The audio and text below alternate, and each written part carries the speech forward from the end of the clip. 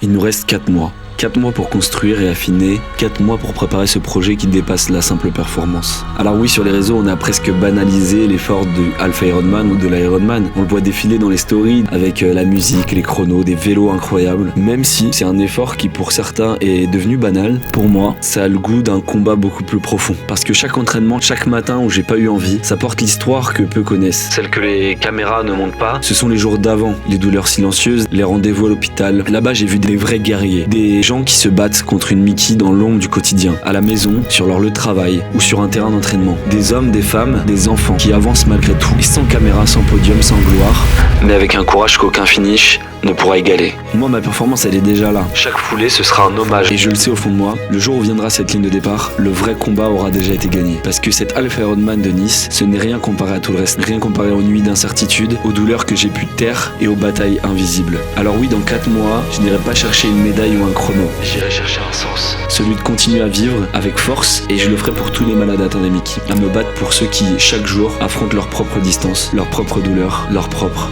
Half Ironman. Alors si tu veux lutter contre les Mickey et rejoindre l'aventure, abonne-toi à ce compte.